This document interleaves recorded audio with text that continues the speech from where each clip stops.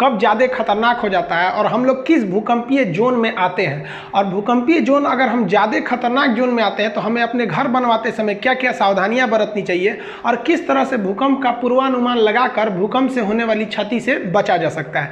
देखिए, जो भूकंप शुरुआत होती है वो ज़मीन के अंदर से होती है।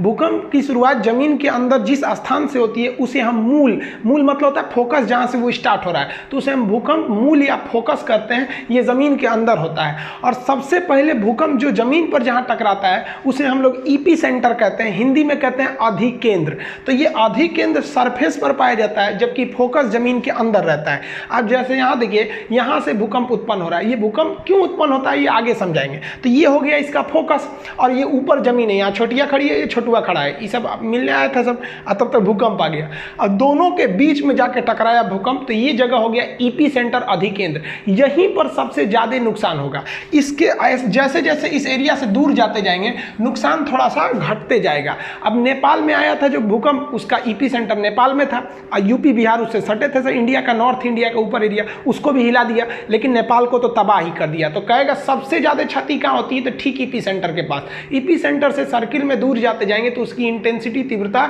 घट जाती है।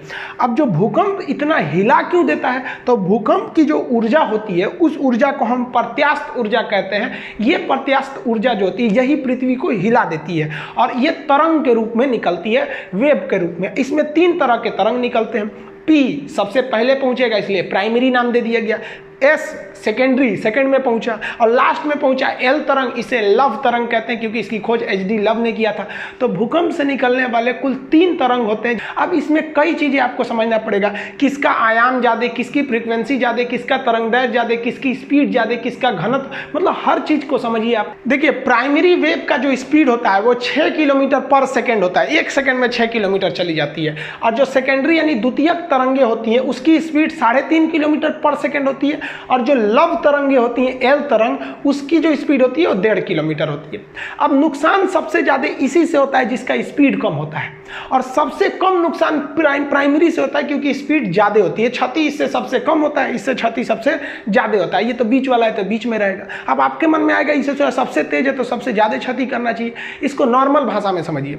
आप जब किसी से दिल लगाते हैं तो अगर मान लीजिए किसी से आप दिल लगाने गए और बहुत हाई स्पीड में दिल लग गया, एक के बार मुलाकात हुआ, तुरंत फ़ोन नंबर मिल गया, 1-2 दिन बात हुआ, बहुत अच्छा, तब तक आप देखें कि ले भाई साहब 2 बजे रतिया कि उसका मोबाइल बिजी आ रहा है, तो आपको एगो क्षति होगा ना, बहुत तकलीफ होगा। लेकिन इससे आपको ज़्यादा तकलीफ नहीं होगा, कहेंगे 2 दिन तो हुआ था मिलते हुए, जाओ है आओ जाओ, तो इससे ज़्यादा तकलीफ नहीं होगा। लेकिन अगर उसके आने की स्पीड, जिससे दिल लगा रहे हैं, उसकी स्पीड थोड़ी कम रहेगी, धीरे धीरे आएगा। मान के चलिए कि एक थोड़ा सा पीछा किए, घर कहाँ है, भाई क्या करता है, ये क्या करता है, 2-3 महीना का समय लग गया, अब बड़ी मुश्किल से नंबर मिला और 2-3 महीना बात हो गया, तब जाके पता चला ससुरा दूसरे से फसल है, तो इसके तुलना में इसमें क्षति ज़्यादा लगेगी क्योंकि आपने ज़्यादा वक्त दिया है, थोड़ा धीरे धीरे स्पीड से आप आगे बढ़े थे, तो तकलीफ थोड़ा ज़्यादा होगा दिल टूटने पर। अब बात करते हैं लव। 90 से पता है लव, इसकी स्पीड सबसे कम है।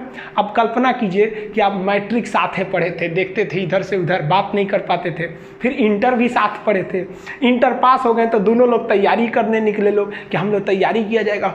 2-3 साल का लंबा मेहनत हुआ तब जाके आप दोनों लोग में बात बनी, बहुत धीमी स्पीड से आगे बढ़े लोग, और उसके बाद 1-2-3 साल ऐसे आप लोग में दोस्ती आगे बढ़ी और तब तक पता चला किसी दूसरे के मोटरसाइकिल पे आप घूमते देख लिए, तब जो मारेगा क्षति ना, भयानक क्षति होगा, एकदम लाइफ खराब कर देता है। यही सब गाना सुनता है, सब जग सुना सुना लागे, अरे बकलवा सब।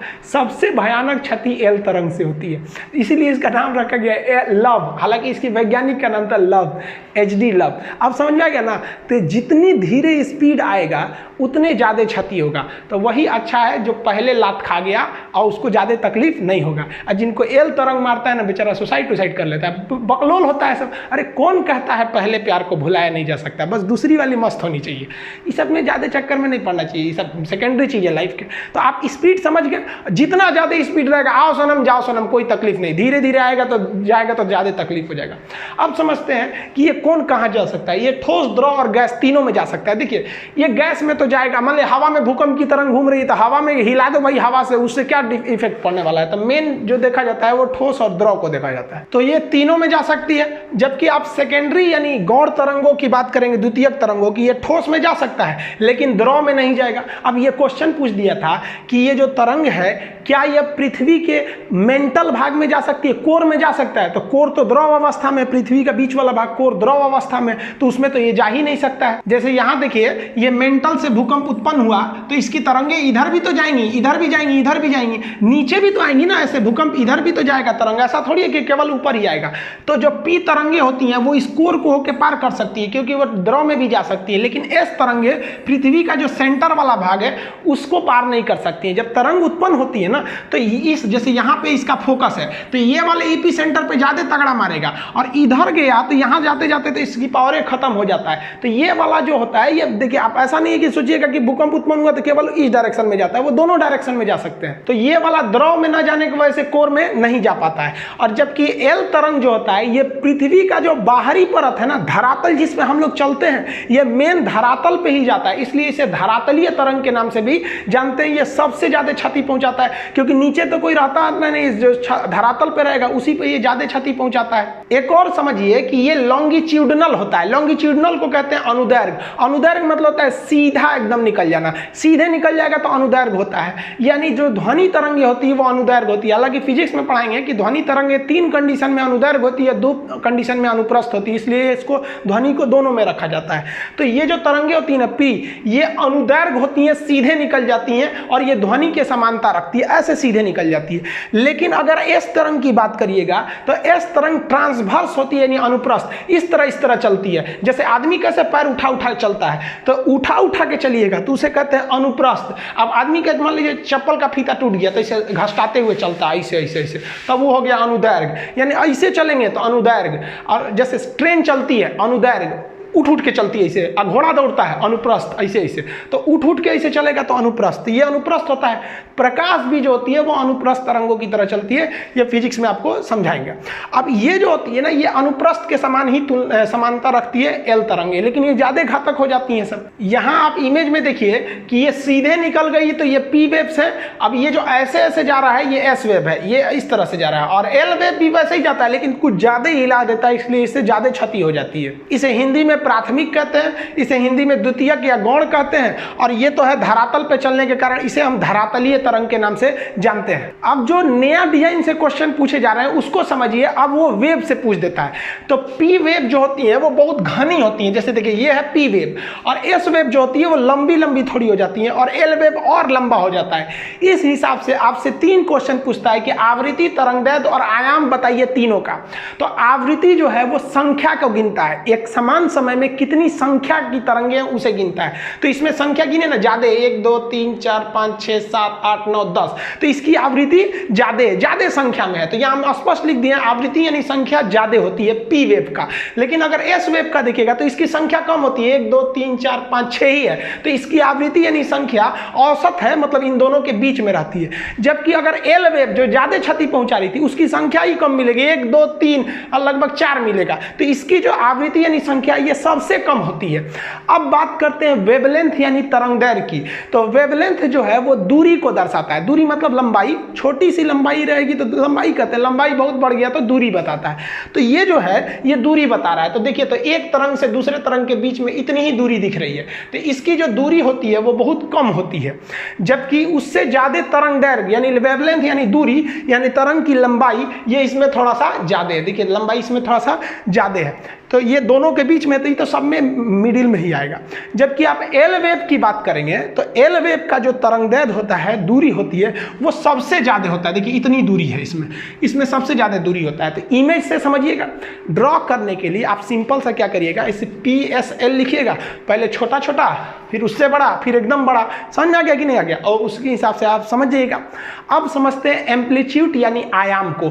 तो आयाम का सेंस होता है ऊंचाई, तरंग कितना ऊंचा है उसे हम आयाम कहते हैं। तो इसकी ऊंचाई देखिए कम है, इसकी ऊंचाई उससे थोड़ा सा ज़्यादा है, जबकि अगर एल वेव की ऊंचाई देखिएगा तो इसकी ऊंचाई ज़्यादा होती है। इसी वजह से ये ज़्यादा खतरनाक होता है, आयाम ज़्यादा होने की वजह से ज़्यादा हिला देता है। अब जैसे मान लीजिए कोई व्यक्ति है तो उसको मान लीजिए आप धीरे धीरे इसे तमाचा मारिएगा, छोटा छोटा आयाम से, अरे अरे अरे इसे मारिएगा, कोई दिक्कत नहीं है।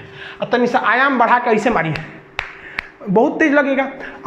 एल तरंग की तरह आयाम बढ़ाइए, इतना हचाक दे मार दीजिए, इसे मुड़िए टूट जाएगा उसका। तो एल वेव क्यों खतरनाक होती है ये आप एकदम अच्छा से समझ गए। एक तो ये हचाक से बहुत लंबा लंबा वेव मारती है और उससे बहुत धीमे गति से आती है, एकदम अच्छा से झकझोर के बिल्डिंग को जाता है। और ये वाला आता है बिल्डिंग में जो हिला के चल जाता है, ये तो पूरा बढ़िया से अस्थिर हिलाता है, ऐसे जुड़ा गिर। तो अभी के जो एग्जाम्स है उसमें ये सब क्वेश्चन से ज्यादा पूछ रहा है, आप पुरानका रट के जाइएगा तो फिर फेल होके आएंगे।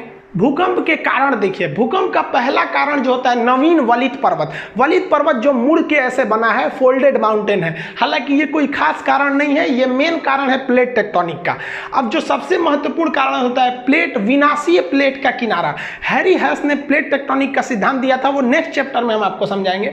प्लेट क्या होता है कि हम लोग जिस जमीन पे खड़े हैं ये जमीन बहुत मोटी है। जैसे आप अपने घर में 2 मंजिला 3 मंजिला पे खड़े होते हैं ना, तो आप लिंटर की ढलैया पे खड़े होते हैं, जो महज 4 से 6 इंच का ढलैया होता है, उस पर आपका पूरा घर रोक लेता है। तो जिस पृथ्वी पे खड़े हैं ना, ये भी एक ढलैया मिट्टी का है, और वो कितना मोटा है पता है, 100 किलोमीटर मोटा है। और जहां थोड़ा सा गहरा है उसके ऊपर पानी भर गया तो समुद्र हो गया। तो समुद्र जो दिख रहा है वो भी एक जमीन का हिस्सा है। 100 किलोमीटर ऊंचा जमीन है, उसमें थोड़ा सा ऊपर से धंसा दीजिए, समुद्र की गहराई कितनी होती है, 10 मैक्सिमम गहरा हो गया मारियाना ट्रंच 11 किलोमीटर। तो 100 किलोमीटर से ऊपर से धंसा दीजिए 11, तो उस पर पानी भर जाएगा तो समुद्र हो जाएगा। और नहीं तो उसके नीचे तो पूरा मिट्टी है, तो लिथोस्फीयर का निर्माण कर देते हैं। तो हम लोग जिस पर खड़े हैं वो भी प्लेट है जिसकी मोटाई 100 किलोमीटर है। और ये प्लेट दूसरे प्लेट से जैसे टकराएंगे ना, तब आपका वहां आ जाएगा भूकंप। हम ये प्लेट को आपको प्रैक्टिकली एग्जांपल देकर समझाएंगे कैसे टकराते हैं सब 3D में। तो यहाँ मान लीजिए ये ब्लैक वाला एक प्लेट है, ये दूसरा प्लेट है, ये दोनों इधर आके टकराएंगे तो इसी किनारे पे ना भूकंप की संभावना ज्यादा रहेगी। तो जहां टकराने वाले किनारे रहते हैं उस किनारे को कहते हैं विनाशीय कगार, यहां भूकंप ज्यादा आते हैं। अब इसमें 2 चीजें होती हैं। प्लेट अगर आपस में आके सटेंगे तो उसे कहते हैं अभिसरण, ये ज्यादा डेंजर होता है। अब प्लेट अगर दूर हटेंगे तो इसे कहते हैं अवसरण। अवसरण में जैसे जैसे प्लेट हटेगा ना, तो पृथ्वी के अंदर का ज्वालामुखी का मैग्मा धड़धड़ा के बाहर आ जाएगा।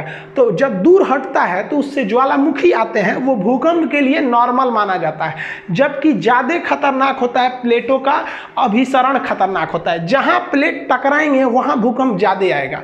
अब इसी का सिद्धांत दिया था रीड महोदय ने। रीड ने दिया था प्रत्यास्थ प्रचलन सिद्धांत। इन्होंने कहा था कि जब एक प्लेट दूसरे प्लेट से टकराती है या दूर हटती है तो इसकी एक क्षमता होती है, कितना भी खींच दीजिएगा इसे दूर हटाने के लिए तो टूटेगा नहीं, लेकिन एक मैक्सिमम क्षमता के बाद ये टूट जाएगा, तब भूकंप आएंगे।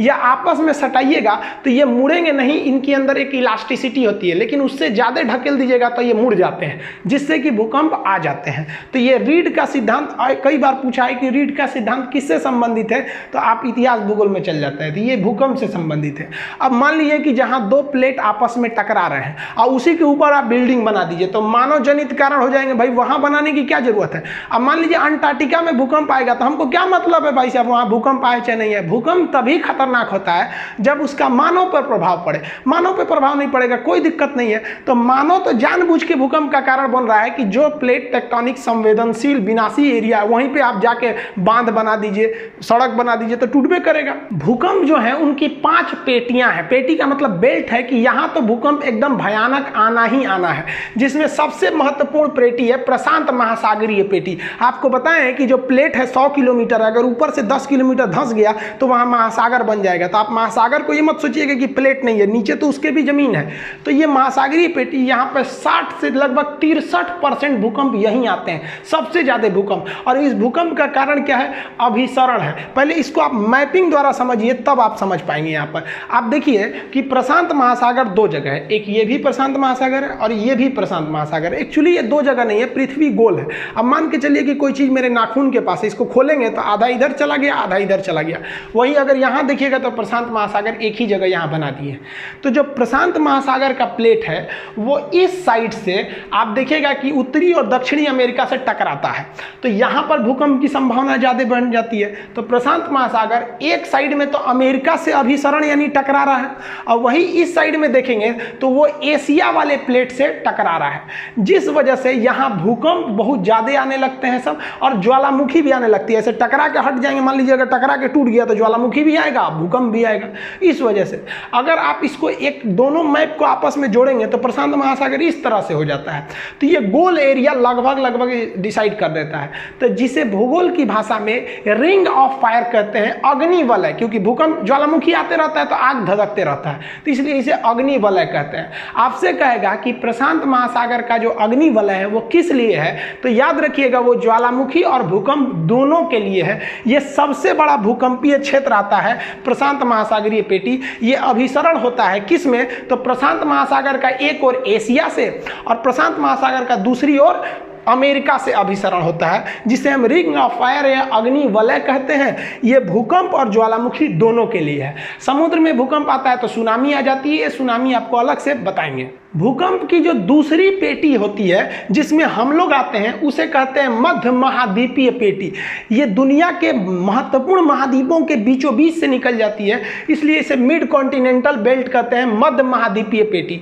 इसका भी मेन कारण जो है वो अभिसरण ही है। हम आपको बताए हैं कि अभिसरण में ज़्यादा खतरनाक होता है और अवसरण में कम खतरनाक होता है। इसको भी आप मैप से समझिए कि जैसे ये देखिए पूरी दुनिया यहाँ पर, अब जो हम लोग मध्य महाद्वीपीय पेटी कहाँ पर है, ये रेड वाला एरिया देख रहे हैं, ये अटलांटिक महासागर के केप वर्डे द्वीप से चालू होता है और ये यहाँ तक जा रहा होता है। ये मध्य महाद्वीपीय पेटी है। इस पेटी को देखेंगे तो यहाँ दो प्लेटें आपस में टकरा रही हैं। अफ्रीका प्लेट जो नीचे से है वो ऊपर ढकेल रहा है यूरोप वाले प्लेट को, तो ये बड़ा वाला प्लेट है उसको ढकेल देगा। तो आने वाले 10 से 20 हजार साल बाद ये यूरोप जो है ना मैदान से ऊपर उठ के पठार बन जाएगा। यहाँ वाटरलू का मैदान बहुत फेमस है, जिस तरह में इंडिया में पानीपत का मैदान है। तो ये आपका जो अफ्रीकी प्लेट है ये ढकेल के यूरोप वाले प्लेट को उठा देगा। तो जहाँ ढकेलने वाला जो जहाँ जुड़ेंगे वहीं पर भूकंप आएगा। तो ये डॉटेड लाइन है, इस लाइन के आसपास जो रहेगा वहाँ पर भूकंप आना ही है। अब यूरोप का इधर वाला एरिया आएंगे तो ये एशिया और यूरोप लगभग आपस में मिलते रहते हैं, इसलिए इसका टेक्निकल नाम है यूरोप और एशिया यानी यूरेशिया। अब इस साइड में आएंगे तो ये यूरेशियन प्लेट है, और ये हिंद महासागर और हिंदुस्तान दोनों एक ही प्लेट पर है, ये हिंद महासागर, तो इसे हम इंडियन प्लेट कहते हैं। इंडियन प्लेट इसको ढकेल रहा है यहाँ पर। इंडिया पहले यहाँ था अफ्रीका में, ये आगे समझाएंगे इवोल्यूशन में कैसे कैसे यहाँ गया। अब ये इसको ढकेल रहा है, तो ये दोनों जहाँ मिलेंगे वहाँ पर भी भूकंप आएगा। तो ये नेपाल के पास मिल जाते हैं, ये हमेशा उसको ढकेल रहा है। तो इसीलिए हिमालय पहाड़ की ऊंचाई बढ़ रही है। हम लोग जब छोटे थे तो पढ़े थे कि 8,848 मीटर ऊंचा है माउंट एवरेस्ट। आप लोग पढ़ रहे हैं 8,850 मीटर है। 10 साल रुकिए, इसी को आप पढ़िएगा 8,852 मीटर है। रीजन क्या है कि इंडियन प्लेट लगातार ऊपर ढकेल रहा है, हर साल ये ऊंचा हो जाता है, 5 सेंटीमीटर ऊपर भाग जाता है, जिस वजह से यहाँ टकराते हैं और ये एरिया पूरी तरह से संवेदनशील हो जाता है। और चूंकि जहाँ टकराएंगे वहाँ पहाड़ बनने की संभावना ज़्यादा रहती है। आप यहाँ भी देखेंगे तो यहाँ पे आपको मिलेगा आपका पहाड़, आल्पस पर्वत से लेके इधर निकलेंगे तो यहाँ काकेशस पर्वत है, हिंदुकुश पर्वत है, हिमालय, आराकामियोमा। तो ये पहाड़ी कारण जो होते हैं वो भी भूकंप के कारण बनते हैं। लेकिन आपको पता है कि मेन कारण पहाड़ नहीं है, मेन कारण अभिसरण हो जाता है। तो हिंदुस्तान का जो भूकंपीय क्षेत्र है वो क्या है, वो महाद्वीपों के बीचों बीच से आ रहा है, इसलिए इसे कहते हैं मध्य महाद्वीपीय पेटी, जो मुख्य रूप से नेपाल यानी हिमालय से होकर गुजरता है और आगे जाके प्रशांत पेटी में जाकर मिल जाता है। तो यहाँ ध्यान से समझिए, तो हम लोग का जो पेटी है वो तो मध्य महाद्वीपीय पेटी हो गया। ये अभिसरण का कारण है। किससे अभिसरण हो रहा है, तो अफ्रीका ढकेल रहा है यूरोप को बना देगा एक दिन पठार, और एक और इंडियन प्लेट ढकेल रहा है यूरेशियन प्लेट को, इसलिए माउंट एवरेस्ट की ऊंचाई बढ़ रही है। ये दोनों जहां मिलते हैं वहीं पे बन गया है हिमालय पर्वत। ये समझ में आ गया। अब जो तीसरी भूकंप की पेटी है उसे हम कहते हैं मध्य अटलांटिक पेटी। ये अटलांटिक महासागर के बीच में है, ये ज़्यादा खतरनाक नहीं है, ये अवसरण बंद करती है। कैसे, देखिए ध्यान से, ये अटलांटिक महासागर है, एस के आकार का है। इसमें क्या है कि इधर का प्लेट इधर जा रहा है और इधर का प्लेट इस साइड जा रहा है। तो ये अभिसरण नहीं हो रहा है जो खतरनाक होगा, बल्कि ये अवसरण हो रहा है। तो प्लेट जब दूर जाएंगे तो पृथ्वी के अंदर का जो मैग्मा है वो बाहर धधक के निकलेगा ज्वालामुखी से, तो मैग्मा इसमें बाहर निकल जाता है और ठंडा होकर वो एक चट्टान बना लेगा। और ये लगातार फैल रहा है, इसलिए लगातार मैग्मा निकलेगा और इसके अंदर एक बड़ा सा चट्टान बन गया है। समुद्र के अंदर डूबे हुए चट्टान या पहाड़ को हम रिज या कटक कहते हैं। तो इसके कारण क्या हो गया, यहाँ ज्वालामुखी आते हैं और वही ज्वालामुखी का मैग्मा ठंडा होकर एक कटक बना लिया है। तो ये दुनिया का सबसे लंबा कटक कहेगा तो मध्य अटलांटिक कटक है, क्योंकि अटलांटिक महासागर के बीचों बीच में है ये मध्य अटलांटिक कटक। तो ये मध्य अटलांटिक में अवसरण होता है जिससे क्या निकलते हैं, ज्वालामुखी, और इसी ज्वालामुखी के जमाव से कटक का निर्माण हो जाता है उस एरिया में। देखिए पृथ्वी पर अगर आप प्लेटों की बात करेंगे तो बड़े बड़े 7 प्लेट हैं जिसमें मुख्य रूप से महाद्वीप हैं, और छोटे छोटे प्लेटों की संख्या क्या करेंगे तो लगभग वो 20 है, लेकिन 20 फेमस नहीं है। उन 20 में से कुछ ऐसे भी छोटे प्लेट हैं जो ससुरे भूकंप ला देते हैं, तो उन्हें हम यहाँ लिखे हुए हैं। अब एक एक करके समझा देते हैं। हालांकि एप्लीकेशन पे तो इसका PDF वगैरह सब आज ही डाले हैं, अभी तो एप्लीकेशन आप लोग के लिए खुला नहीं है, वो जस्ट बताएंगे हम किस दिन खुलने वाला, आप 1 से 2 दिन में उसको खोल देंगे। तो इसको आप मैपिंग के हिसाब से समझिए। इन तीनों को पहले समझा देते हैं, फूका प्लेट, कोकोस प्लेट और नजका प्लेट। ये कहाँ पर है सब, इसको ध्यान से समझिए। अमेरिका जो है, उत्तरी अमेरिका, तो अमेरिका के जस्ट इस साइड में, पश्चिम साइड में, प्रशांत महासागर में, यहाँ पर एक है फोका प्लेट। तो ये फोका प्लेट अमेरिका में भूकंप ला देता है, क्योंकि प्रशांत महासागर वाला आके इसको ढकेल देता है, तो यहाँ भूकंप आ जाते हैं।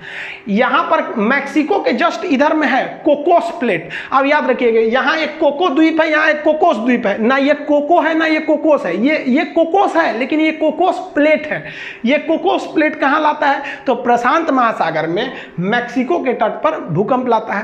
नजका प्लेट, ये कई बार यूपीएससी में पूछा है, नजका प्लेट कहां है, तो नजका प्लेट एक छोटा सा प्लेट है, वो प्रशांत महासागर में है, लेकिन वो पेरू तट के पास है नजका प्लेट। तो ये छोटे छोटे प्लेट हैं लेकिन ससुरे विनाशी प्लेट है, दूसरे से टकरा रहे हैं। अगर वही आप अगर कोई प्लेट को देखेंगे, जैसे ये अटलांटिक प्लेट है जो नीचे की ओर है, तो ये अटलांटिक महासागर में प्लेट है लेकिन इसके पास कोई दूसरा प्लेट ही नहीं है, जिस वजह से यहां भूकंप वगैरह नहीं आते हैं सर। भाई टकराएगा तभी तो भूकंप आएगा। तो आपसे क्वेश्चन भी पूछता है कि वह कौन सा ऐसा महाद्वीप है जहां एक भी भूकंप नहीं आते हैं, तो अटलांटिक वाला है। अरे भाई ये नीचे वाला अटलांटिक कह रहे हैं, ये अंटार्कटिक वाला, तो ये अंटार्कटिक के पास कोई प्लेटें टकराने नहीं जा रहा है। टकराएगा तभी तो अभिसरण होगा और वो जो किनारा कगार है वो विनाशी कगार बनेगा, तो यहां भूकंप का लिए आएगा, नहीं आते हैं सब यहां पर। और छोटे छोटे प्लेट देखिए, तो अफ्रीका की भ्रंश घाटी, जब हम आपको बताए थे कि 8वां महाद्वीप जिलांडिया, तो उसमें बताए थे कि आने वाले समय में ये अफ्रीका में भ्रंश घाटी आ रही है जो इथोपिया से लेकर नीचे तक जा रही है। ये आने वाले 40 से 50,000 साल बाद ये कट कर अलग हो जाएगा। उसी तरह जिस तरह से हिंदुस्तान पहले यहाँ था, कट के अलग होकर वहाँ चला गया, ये भी अलग होगा। अब ये जो अलग होगा तो यहाँ भी भूकंप आएंगे, लेकिन यहाँ पर क्या है, यहाँ अभिसरण नहीं हो रहा है, अवसरण हो रहा है, दरार पड़ रही है, जिस वजह से यहाँ एक बहुत बड़ी दरार पड़ गई है जिसे बृहद भ्रंश के नाम से जानते हैं। ये भी भूकंपीय क्षेत्र में आ जाता है। यहाँ पर तंजानिया पहाड़ी वगैरह है जो भूकंपीय क्षेत्र में आ जाते हैं।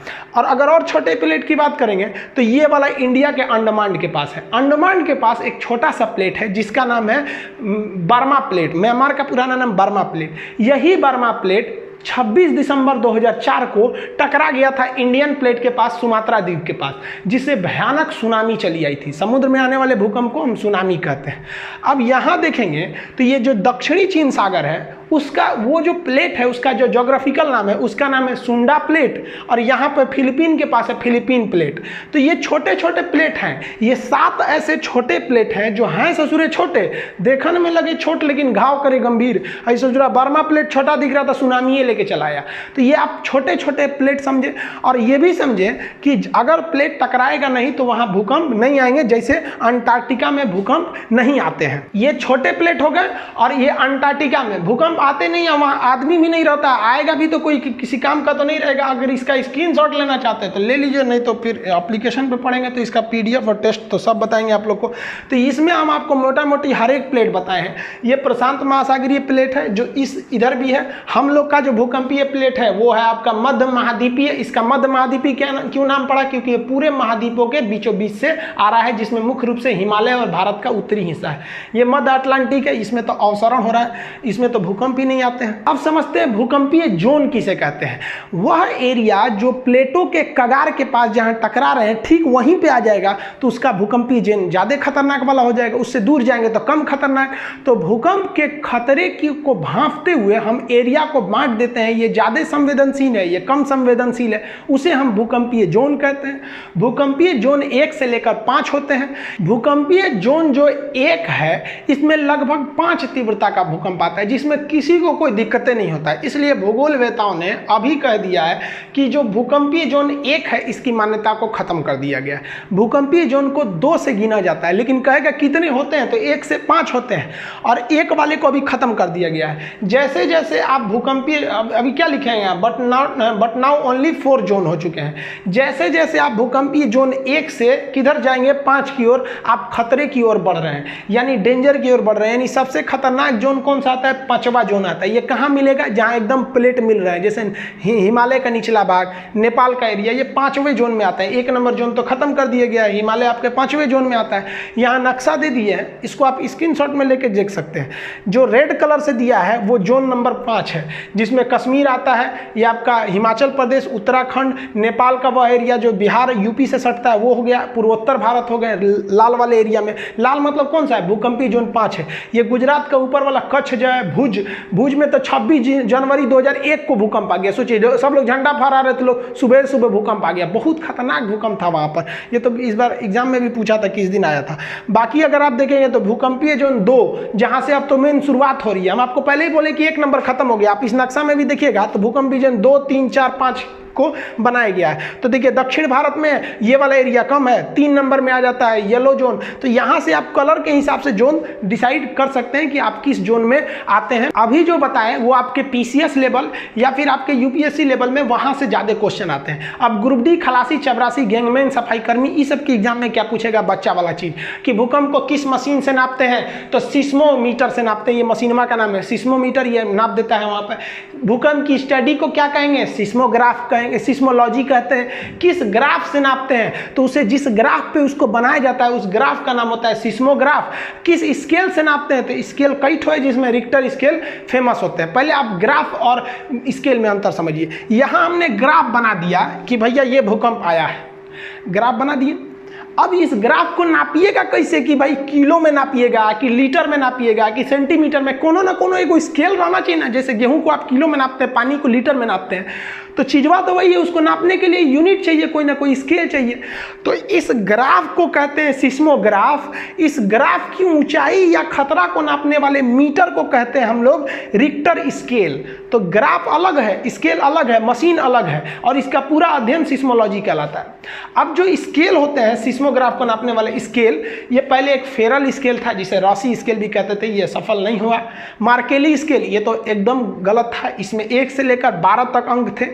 ये प्रेक्षण और अनुभव पर आधारित था कि इस साल जो अगर 10 गो घर गिराया है तो मान लीजिए कि भूकंप की तीव्रता 6 है, और अगली बार मान लीजिए गिरा दिया 20 गो या 40 गिरा लिया तो उससे ज़्यादा है। मतलब ये अनुभव के आधार पर है, नहीं समझे तो ये फालतू हो गया, इसको भी निकाल दिया गया। अभी जो पूरी दुनिया मानती है वो मानती है रिक्टर स्केल, जिसे हम लोग रीचर स्केल भी कहते हैं। इसमें 1 से लेकर 9 तक अंक रहता है। लेकिन ध्यान दीजिएगा, अगर आप कमीशन लेवल के एग्जाम में बैठे हैं तो उसमें पूछ देता है कि रिक्टर स्केल पर रेयरेस्ट भूकंप को किस अक्षर से दर्शाते हैं, तो वो 10 से दिखाते हैं। तो जनरली इसमें 1 से 9 तक अंक होते हैं आपके रिक्टर स्केल में। आप छोटे मोटे वनडे एग्जाम में देते हैं तो 1 से 9 में मारेंगे, लेकिन कहते हैं एकदम रेयरेस्ट भूकंप को किस में दर्शाएगा, तो 10 में। इसकी एक खासियत क्या होती है रिक्टर स्केल की, कि हर अंक अपने से पिछले अंक से 10 गुना ज़्यादा पावरफुल होता है। यानी अगर आपसे कह रहा है कि रिक्टर स्केल पर कोई भूकंप आया है जिसकी तीव्रता है 6, और रिक्टर स्केल पे एक भूकंप आया जिसकी तीव्रता है 7, तो आपको अंक में भले दिखेगा कि 6 से 7 एक ही अंक है, लेकिन पावर देखेंगे तो 10 गुना ज़्यादा खतरनाक होता है। तो रिक्टर स्केल पर हर एक अंक अपने से पिछले अंक से 10 गुना ज़्यादा खतरा को लेकर रखता है। रिक्टर स्केल पर अगर 7 तीव्रता से कम का भूकंप है तो उससे कोई लॉस नहीं होगा, बस आपको हल्का हल्का हिला के चल जाएगा। लेकिन अगर 7 तीव्रता का भूकंप है तो जरूर क्षति पहुंचाएगा, और 7 से भयानक जितने ज़्यादा आप चले जाइए और भयानक आ जाएगा। फुकुशिमा में तो आ गया था 9 तीव्रता का भूकंप। नेपाल में जो आया था 8.1 था, जो लांबा जूम जिसका सेंटर था 2015 वाला का। तो ये आप समझ गए रिक्टर स्केल, ये सब बच्चा वाला चीज़ है, आगे समझिए। देखिए एक लाइन आप पढ़े होंगे आइसोसिस्मल लाइन। आइसोसिस्मल लाइन जो होता है उसे हम समान तीव्रता यानी समान क्षति वाले एरिया को मिलाता है। जैसे मान लीजिए कि यहाँ भी आया 6 तीव्रता का भूकंप, यहाँ भी आया 6, यहाँ भी आया 6, यहाँ 6, लेकिन यहाँ आ गया 7। तो आइसोसिस्मल लाइन कैसे खींचेगा, इसे मिला दीजिए। तो एक जैसी तीव्रता वाले, जहाँ एक जैसी तीव्रता रहेगी वहाँ एक जैसे नुकसान भी होगा। तो समान तीव्रता वाले जगह को मिलाने वाली लाइन को कहते हैं आइसोसिस्मल लाइन। लेकिन ये पुराना हो गया ये क्वेश्चन। अब पूछता है कि होमोसिस्मल लाइन क्या है। तो होमोसिस्मल लाइन उस लाइन को कहते हैं जो टाइमिंग को बताता है। एक साथ भूकंप आ गया, जैसे मान लीजिए यहाँ कोई जगह 10 बजे भूकंप आया, एक जगह यहाँ भी 10 बजे आया, यहाँ भी 10 बजे आ गया, और यहाँ आया आपका 12 बजे। तो ये होमोसिस्मल में तो आएगा नहीं, ये भी 10 बजे आया, ये भी आया, ये भी आया। जो एक टाइम पर भूकंप को मिलाते हैं, समान समय को दर्शाएगा, तो वो हो जाता है होमोसिस्मल। और समान तीव्रता यानी समान क्षति को दर्शाएगा तो हो जाता है आइसोसिस्मल लाइन। ये वाला ज्यादा पूछता है आजकल एग्जाम में। आप समझते हैं इसकी भविष्यवाणी या इसका प्रेडिक्शन किया जा सकता है कि नहीं। तो एक लाइन में जवाब है कि भाई आप भूकंप का वर्तमान समय में कोई भविष्यवाणी नहीं कर सकते हैं, लेकिन कुछ ऐसी सावधानियां हैं जिससे पता चल सकते हैं कि भूकंप आने वाला है या नहीं। जैसे कि वायुमंडल में रेडान गैस तो पाया नहीं जाता, ये सबसे भारी गैस है, लेकिन भूकंप और ज्वालामुखी आने से पहले इसकी मात्रा बहुत ज़्यादा बढ़ जाती है। तो जो मशीन है इसको नापने वाले बता देते हैं कि रेडान गैस बढ़ रहा है, इसका मतलब भूकंप आने वाला है। दूसरा कि वायुमंडल में इलेक्ट्रोमैग्नेटिक वेव अचानक बढ़ जाते हैं। अब जो मशीनें हैं इलेक्ट्रोमैग्नेटिक वेव को नापने वाली, वो भी बता सकती हैं। ये दोनों तो आप अपने मन से नहीं बता सकते हैं। और जो तीसरा चीज होती है वो एनिमल, कुछ ऐसे जानवर होते हैं, कुत्ता, बिल्ली, सियार, जो भूकंप से पहले आने वाली जो ध्वनि होती है, वो ध्वनि जो होती है अवश्रव होती है, जिसकी जो फ्रीक्वेंसी होती है 20 हर्ट्ज से कम होती है। तो 20 हर्ट्ज से कम फ्रीक्वेंसी होने की वजह से हम लोग नहीं सुन पाते हैं, ये जानवर सुन लेते हैं और लगते हैं सब भागने वाला जगह खोजने। तो जानवरों की बिहेवियर में अचानक चेंजिंग से भी आपको चेतावनी ले लेना चाहिए कि क्या यहाँ भूकंप आने वाला है या नहीं है। लेकिन ये चेतावनी बहुत कम समय में मिल पाता है, 10 से 15 मिनट के अंदर आ जाता है। तो हमको कुछ सावधानी बरतनी चाहिए भूकंप के समय, उसे समझिए। देखिए जब भूकंप के दौरान जब घर गिरते हैं तो बम देखिए जब मिसाइल वगैरह से हमला होता है ना, तो घर पूरी तरह से फंस जाता है। ऐसे भूकंप में ऐसा नहीं होता है, एक घर दूसरे घर पे गिर के फंस जाते हैं सब, इसलिए पूरी तरह से नहीं मर पाते, मतलब आदमी उसमें पूरी तरह से दब नहीं पाता है। इसलिए आप देखिए होंगे कोई घर गिर गया है, 2 से 3 दिन बाद भी उसमें से कुछ लोग जिंदा निकलते हैं। मतलब एक दीवार इस दीवार पे ऐसे फंस के अटक जाता है, नीचे थोड़ा सा जगह रहता है, आप उसमें बच सकते हैं। तो इसके लिए आपको करना क्या चाहिए, घर का जो कोना वाला एरिया है, कोना में क्या होगा कि ये भी दीवार एक दूसरे पे आके अटक जाएगी। आप बीच में रहेंगे तो भाई इधर कोई भी गिरेगा तो बीच में ना गिरता है, तो आप कोना में चले जाइएगा, कोई दीवार के कोने में चले जाना चाहिए। और कोई मजबूत चौकी वगैरह जो होता है उसके नीचे घुस जाना चाहिए। कभी कभी भूकंप क्या होता है, ज्यादा खतरनाक नहीं होता है। मान लीजिए 6 या 6.5 का भूकंप आया तो कोई छोटा मोटा छज्जा है या घर का 1-2 ईंट गिरेगा, पंखा उनका गिर जाएगा, खोपड़िया भी गिर जाएगा तो मर जाएंगे। तो मजबूत चौकी वगैरह के नीचे घुस जाना चाहिए। इससे क्या होगा कि कम तीव्रता का रहेगा तो आप बच जाएंगे, मुंह हाथ नहीं फूटेगा। कोना में खड़े हो जाएंगे तो जैसे कोना में खड़े रहेंगे तो गिरे उड़ेगा बिल्डिंग ना, तो थोड़ा सा आप सेफ हो सकते हैं। लेकिन सबसे जरूरी जब आप घर बनवाइए तो घर बनवाते समय याद रखिएगा भूकंप रोधी छड़ जरूर दिलवाइएगा। गलती इंसान घर बनवाने में 2 ही ठोकर देता है।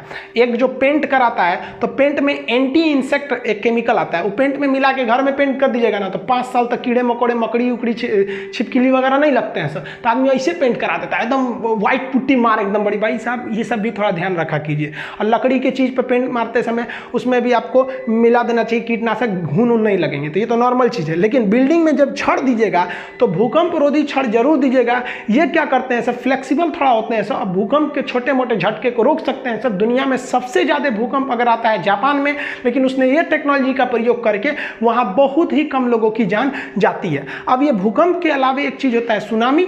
सुनामी को जो होता है वो समुद्र के अंदर आने वाले भूकंप को ही सुनामी कहते हैं। आई होप आप ये सब समझ गए होंगे। एप्लीकेशन में इसका PDF वगैरह डाल दिया गया है। एप्लीकेशन जिस दिन आएगा उस दिन एप्लीकेशन की फीस बहुत ही कम रहेगी। देखिए, एप्लीकेशन को हम कभी भी अनाउंस कर सकते हैं। जिस दिन एप्लीकेशन अनाउंस करेंगे उस दिन जो फीस रहेगा वो केवल 9 रुपये रहेगा, और 9 रुपये 2 रुपये GST लगेगा, यानी 11 रुपये में आपको 11 रुपये में बढ़िया चाय नहीं मिलेगा। केवल उस दिन 11 रहेगा, उसके बाद फिर फीस जो है ना बढ़ जाएगा उस दिन उसके बाद। इसलिए आप लोग अगर पढ़ना चाहते हैं बढ़िया से, जीरो से लेकर एकदम कमीशन लेवल तक, तो भाई आप तैयार रहिएगा। फर्स्ट दिन लीजिएगा, पैसे बच जाएंगे, अगले दिन लीजिएगा फिर हमको नहीं बोलिएगा। समझ में आ गया? आप ये समझ गए होंगे। मिलेंगे नेक्स्ट वीडियो में, तब तक के लिए जय।